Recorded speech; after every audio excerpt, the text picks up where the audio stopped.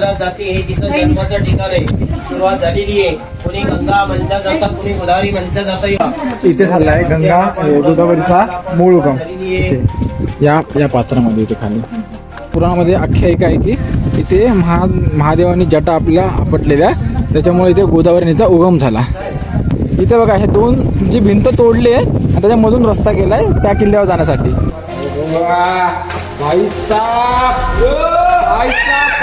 तर मित्रांनो हा तो नॅचरल ब्रिज तो दोन किल्ल्याला जॉईन करतो चा पॉइंट आहे. आणि ते पण दरी आहे. इथे धुकं आहेत, इथे दुकान आहेत आणि पुढे भंडारदुर्ग आहे. काय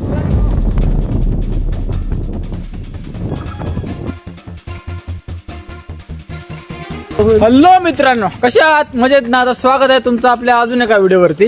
तर फायनली आपण त्र्यंबकेश्वरच्या ब्रह्मगिरी ट्रेकच्या स्टार्टिंग पॉइंटला आपण इथं पोहोचलोय. तर काय माहिती आहे, इथून आपला ट्रेक सुरू होणार आहे. आता इथं आपण खाली गाड्या लावल्यात. अरे असे काय तोंड करू नका रे. इथून आपल्या ट्रेकला आता सुरुवात होणार आहे वरती. या ट्रेकची सगळी माहिती कशी येतात काय नाही, ट्रेकला किती वेळ लागतो, वरती बघायला काय काय, हे सगळं मी तुम्हाला व्हिडिओ सांगणार आहे. तर बनून राहा व्हिडिओवरती. चलो. ब्रह्मगिरी नाशिकमधील त्र्यंबकेश्वरमध्ये आहे. येथे येणे एकदम सोपे आहे. सगळ्यात आधी नाशिकला या. नाशिकवरून दर 10 मिनिटाला त्र्यंबकेश्वरसाठी बसेस अवेलेबल आहेत, जे 70 रुपये घेतात आणि 2 तासामध्ये आपल्याला पोहोचतात त्र्यंबकेश्वरला. जर तुमच्याकडे प्रायव्हेट गाडी असेल तर सुंदर नजारे पाहत आपण 4 ते 5 तासामध्ये इझिली इथपर्यंत पोहोचू शकतो.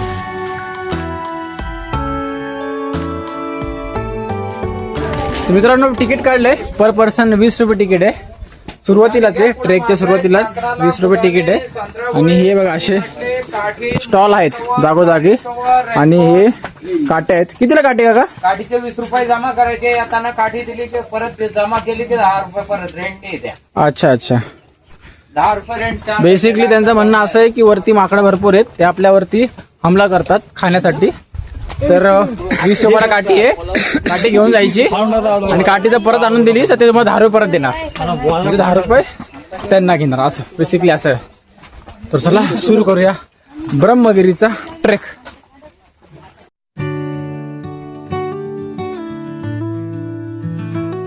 दहा 15 मिनिटं पुढे चालत आल्यानंतरला आपल्याला असं मंदिर आहे की मंदिर लागले, देवीचं मंदिर आहे.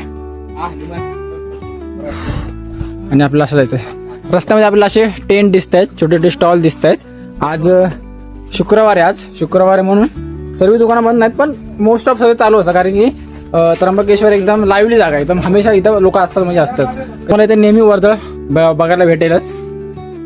त्याच्यामुळे टेन्शन नाही. खायला प्यायला काय आणलं नसेल तरी काय टेन्शन नाही. आपण ट्रेकच्या दरम्यान थोडं चटरपटर खाऊन आपला गुजारा करू शकतो. आणि ह्याच्या खाली किल्ल्याच्या भागीत खाली तर खूप हॉटेल, खूप खूप. हो, हा ट्रेक मध्यम स्वरूपाचा आहे. येथे सर्व वयोगटातील लोक येऊ शकतात. ट्रेकला पायथ्यापासून वरपर्यंत पायऱ्या केलेल्या आहेत, म्हणून चढाई एवढी अवघड वाटत नाही. आणि आम्ही तर आलो होतो मान्सूनमध्ये, त्यामुळे आम्हाला चारही बाजूला नुसती हिरवळ दिसत होती.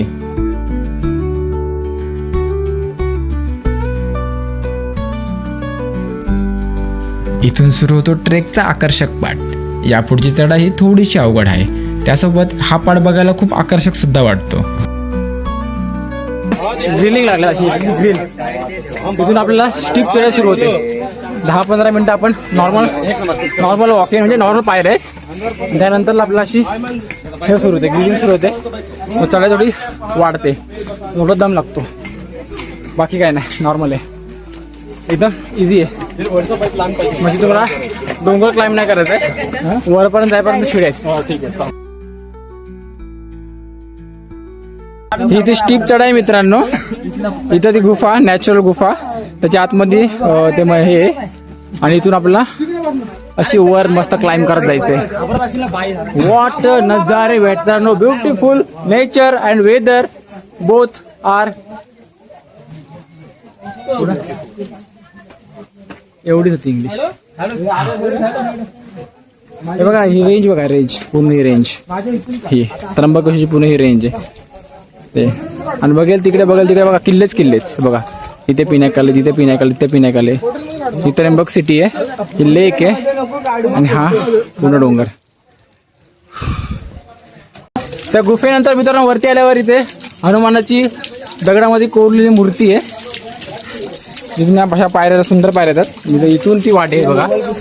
हा आणि समोरच हा ओपन स्पेस. वा या पायऱ्या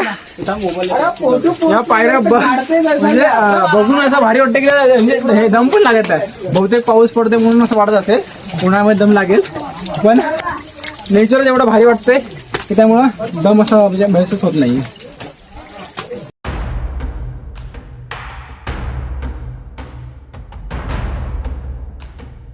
बघा हा नॅचरल दगड आहे.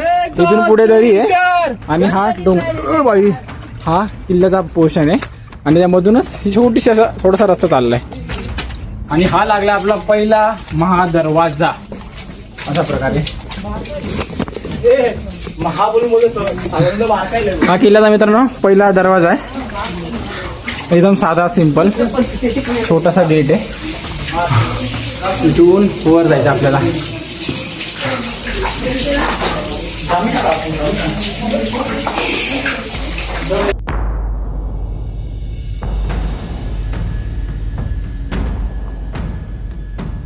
मित्रांनो पहिला दरवाजा होता.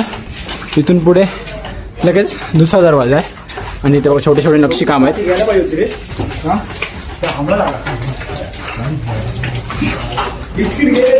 आणि ते पहारेकरांच्या देवड्या पण आहेत. त्या देवड्या आहेत आणि हा दरवाजा.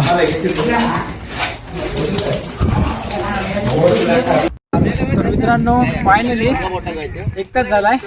1 तासानंतर आम्ही ओपन पॅटवरती आलो. 1 तासापूर्वी आपली ट्रेक होता तो सिडनस ट्रेक. 1 तासानंतर आपण या सुंदर अशा जागेत येतो. थोडासा दम लागलाय. अजून आपले थोडंसं ही टेकडी आपल्या पाठीची माझी टेकडी दिसते ती टेकडी आपल्याला पार करायची आणि आपल्याला अजून थोडं वर जायचं आहे. ट्रेक इझी आहे, सोपं आहे. आतापर्यंत सोपं वाटला. तर मित्रांनो हा ओपन प्लॅटो आहे. दुकान आहे छोटे आणि इथे ना 2 रस्ते जातात बघा. इथून लोकांना चढून तिथून वर चालले दिसतात का तुम्हाला? ते बघा तिथून तिकडे वर चाललेत आणि इथून पण लोक वर चाललेत. इथं तर मी दादा आता मी विचारपूस केले तिथल्या दुकानवाल्या काकांना. त्यांनी सांगितलं की गोदावरीचा उगम वगैरे या साईडला इकडे इथे फक्त असंच फिरायसाठी जागा आहे. गोदावरीचा उगम आपल्याला जे पाप बघायचे ते या साईडला इथे. इथून आपल्याला वर जायचं आणि भंडारदुर्ग पण या साईडला त्याच्या पाठीमागे. तर आपण इकडून जाऊ बघू की त्यांनी सांगितल्याप्रमाणे इथं जाऊ. तर मित्रांनो मी आता ब्रह्मगिरीच्या वरती आलोय. इथं टॉप भाग समजा किल्ल्याचा.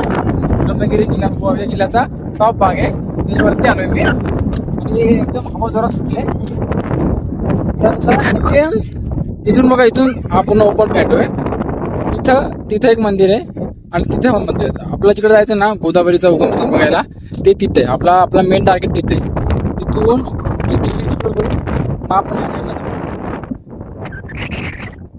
वेदर एकदम भारी. धुके वगैरे पण नाही आले आतापर्यंत तरी. यायला सुरुवात झाली बघा. बोलायला गेलो आणि व्हायला सुरुवात झाली. अशी यायला सुरुवात झाली. तर जोपर्यंत नाही येत तोपर्यंत आपण घेऊ. नंतर आपला व्ह्यू पाहायला भेटले की नाही माहिती नाही. तिथं पहिला भंडारदुर्गला जायचं होतं. तिकडे तर पूर्ण धुक्याने पूर्ण झाकून टाकल्या. चला आपण मेन टार्गेट जाऊ. आपण तिकडे जातो.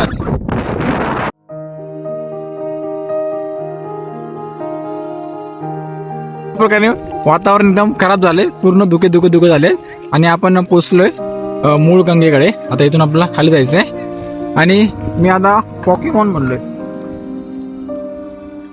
कसं दिसतोय? तर हा आता आपला लुक आहे सर्वांचा. सगळे आता सगळ्यांनी आपले अंगवस्त्र परिधान केलेले आहेत आणि आम्ही चाललोय गंगेच्या प्रवाह पाहण्यासाठी. चला चला चला चला. आणि हे गंगाजल भरण्यासाठी इथं बाटल्या विकतात बघा अशा. गंगा नाही गोदावरी. गोदावरीचं पाणी जर तुम्हाला घेऊन जायचं असेल तर सध्या बाटल्या अशा विकतात ते लोक. हा अच्छा अच्छा. इथं दर्शन घ्यायचं असेल तर असं हे पण भेटतं नारळ बिरळ ओटी बिटी. बघता बघता वातावरण एवढं खराब झालं की थोड्या वेळापूर्वीच जे आपण सुंदर नजारे पाहत होतो तिथे सर्वत्र धुकेच धुके पसरले.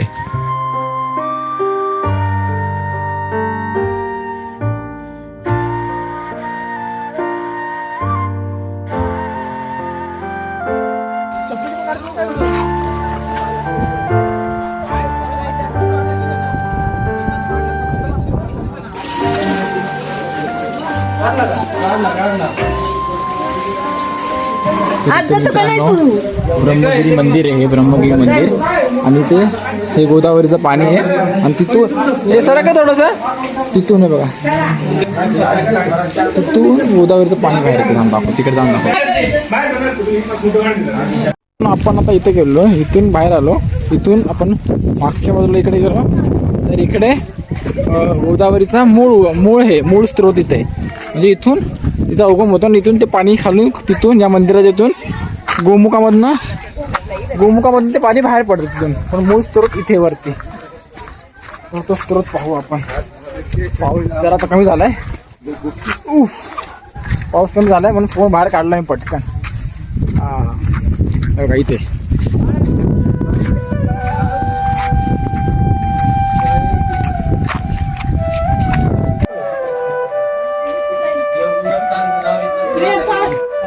पैठण आंध्रात जाते हे तिचं जन्माचं ठिकाण आहे. सुरुवात झालेली आहे. कोणी गंगा म्हणलं जातं कोणी गोदावरी म्हणलं जातं हे मूळ स्थान. हे गोदावरीचं ठिकाण याला आपण या पुढे तीर्थाच्या पियाला हात दर्शन करा सगळ्यांनी. या पुढे तीर्थ पिऊन टाका डोक्यात हात फिरून घ्यायचं. इथे जो भाग नाही ते इथे झालाय गंगा गोदावरीचा मूळ उगम या पात्रामध्ये इथे खाली. तर आपण आता तिथून दिसणार नाही काहीच. तिथून आपण गोदावरीचा उगमस्थान बघितला. तिथून पाच मिनिटं चालत आपण या साईडला आलो बोर किल्ल्याच्या. आणि इथे ती जागा आहे जिथे अशी एक पुराणामध्ये आख्यायिका आहे की इथे महादेवानी जटा आपल्या आपटलेल्या त्याच्यामुळे इथे गोदावरी नदीचा उगम झाला.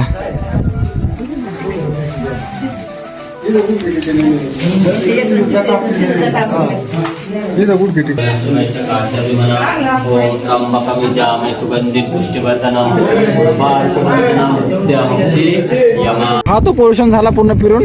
आता आपण चाललोय किल्ल्याच्या या मागच्या साईडनी भंडारदुर्गकडे जायचा प्रयत्न करूया आपण. पुढे तर पूर्ण वेदर खूप खराब झालंय. आता आपण डिसिजन घेऊ पुढे गेलं जायचं की नाही. तर आता निघालो आहे भंडारदुर्गकडे. भंडारदुर्ग ब्रह्मगिरीला जॉईंट किल्ला आहे. जॉईंट मध्ये पूल आहे नैसर्गिक पूल. त्याला आपण हे म्हणतो काय बोलतात त्याला मिसिंग लिंक. नैसर्गिक मिसिंग लिंक आहे आपला. पूर्ण पुढे काही दिसत नाही तरी जायचा प्रयत्न करूया आपण. बघा काही दिसत नाही आपलं तिथून पूर्ण ते त्या साईडला जायचं आहे. तिकडे तो जॉईंट किल्ला आहे. आम्ही जाण्याचा निर्णय तर घेतला पण एवढ्या धुक्यात काहीच दिसत नव्हतं आणि वाट बरोबर आहे की नाही हे सुद्धा माहीत नव्हतं. तिथून 10 ते 15-20 मिनिटाचा छोटासा आपण ट्रेक केल्यानंतरला आपल्या ब्रह्मगिरीवरनं तर आपण या साईडला येतो. इथून आल्यावर आपल्याला भंडारदुर्गचा हा बघा समोर येतो भंडारदुर्ग आहे. त्यासाठी आपल्याला इथून खालून जावं लागणार आहे. इथे बघा हे दोन जी भिंत तोडली आहे आणि त्याच्यामधून रस्ता केला आहे त्या किल्ल्यावर जाण्यासाठी. एकदम भारी व्ह्यू आहे. तर चला एक्सप्लोर करूया. चलो. हजारो वर्षापूर्वी फक्त चिनी हातोडीच्या मदतीने एखादा डोंगर कापून असा काही रस्ता बनू शकतो यावर डोळ्यांना विश्वास बसत नव्हता. जसे जसे या पायऱ्या उतरून खाली चाललो होतो असे वाटत होते की हा रस्ता आपल्याला नरकाच्या दिशेने घेऊन चाललाय. हे पूर्ण मित्रांनो हे चिनी हातोडून खोदलेलं दिसतंय बघा. हे निशाण पडलेले एकदम. एवढं सगळं कसं खोदलंय बापरे बापरे. वरती असं वाटतंय स्वर्गाचा रस्ता वर जाताना खाली नरकाचा रस्ता वाटतोय.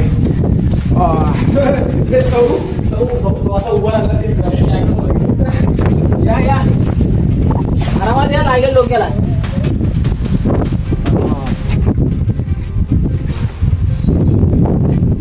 हम कहाँ गए पहिली 5 दिवस आणि फायनली आपण आलोय त्या नॅचरल ब्रिज जवळ. ओहो 1 2 3.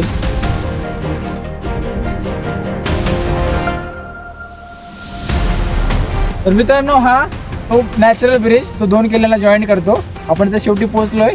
तर चला एक्सप्लोर करूया. चल.